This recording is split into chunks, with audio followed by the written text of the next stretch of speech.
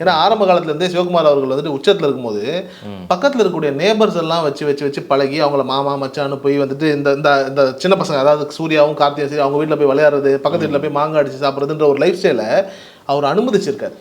இப்போ இன்னைக்கு தேதியில் ஸ்டார் கிட்ஸ் நம்ம என்ன பண்ணுறோம், பொத்தி வளர்க்குறாங்க, வீட்டுக்குள்ளே தான் இருக்கிறாங்க, அப்படியே இருந்தாலும் ஒரு அப்ராடில் போய் ஒரு வெக்கேஷனை கொண்டாடுறாங்கன்ற ஒரு நிலை தான் இருக்கிறது. வருது பக்கத்து வீட்டில் எப்படி நடந்துக்கணும், நேபர்ஸோடு எப்படி இருக்கணும், பக்கத்து வீட்டு பெண்களோட எப்படி நாகரிகமாக நடந்துக்கணுங்கிற இந்த ஒரு புரிதல் இருக்குல்ல, இது இன்னைக்கு தேதியில் நிறைய பேருக்கு இல்லை. ஒரு நீங்கள் செலிபிரிட்டி ஸ்டார்ஸ்னே போத்தவில்லை, பணம் படைத்த மனிதர்களுக்கே அது ரொம்ப குறைவு. ஏன்னா அவங்க குழந்தைகளை அவங்களே வீட்டுக்குள்ளே வச்சுக்கிறாங்க. ஆனால் சிவகுமார் அவர்கள் அப்படி இல்லாமல் இவங்க சமுதாயத்தோடவே ரொம்ப அதிகமாக மிங்கல் பண்ண வச்சுருக்காங்க இந்த பசங்களை.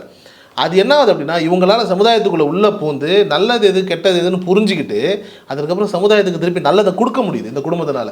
அதை நீங்கள் நல்லா கவனிச்சு பாருங்கள். இப்போ இன்றைக்கி சூர்யா அவர்கள் வந்து இவ்வளோ பெரிய ஒரு ஸ்ட்ரக்சரை கிரியேட் பண்ணி பண்ணணுங்கிறது வந்துட்டு இன்னும் எத்தனை வருஷம் ஆனாலும் இது அழியாதுங்கிற அந்த ஒரு ஆலமர விதை போல் ஒரு விஷயத்தை பண்ணுறாருல்ல, இதுக்கு காரணம் என்ன, அவருடைய அனுபவம்.